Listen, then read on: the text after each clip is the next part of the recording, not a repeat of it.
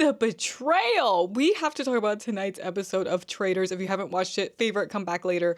Oh my god. Honestly, this did not end how I thought it was going to end. Not about Renna going, that wasn't a surprise. But the fact that Johnny is on to Rob, and we have a whole 1v1 going between Rob and Candaice now that Lisa's gone. The whole episode I was thinking, damn, Rob really set himself up so good. Which he did set himself up really good. He now has a dagger, so now that his name is getting tossed around, that's going to be very helpful for him to use 2 loads to save himself at a round table. Having that while also being a traitor, like, I don't know if you could get a better spot. He separated himself from the housewives, which is so smart because obviously Lisa, the second her name came out, was kind of a sinking ship. It really wasn't beneficial for Candaice to keep pushing to keep her so hard because it does make her look sketchy, but at the same time, there is the whole housewives stick together thing that she could just say it was that. And also I think that she just felt like she was in too deep with Lisa. That would be like all of a sudden Rob turning on Colton. So she was really trying to fight to make sure that Lisa didn't end up in that circle, because once they found out she's a traitor and she's already aligned with her, so I get why she fought so hard to like try to avoid that, but it was just a lost cause. I think Rob fully turning on Lisa was the move because it was just gonna happen, and him pushing for her should make him look more like a faithful, right? But not to Johnny. So Johnny has this theory that Colton is a traitor and he turned on Lisa early on because he named Lisa before there was any proof on her. So he looks sketchy for that, and then Rob looks sketchy by association, which is so funny because he's actually the traitor. And Candaice is eating that up. And by the way, I forgot to mention this, her voting against Rob. It's the amount of pettiness that I love for reality TV. That was really a promise. She said, if you're gonna go there, I'm coming for you. But to be honest, it's kind of smart too, because when you think about it, it's also a very strong hint so that if he does come for her next and she goes, who did she vote for? That was out of the blue.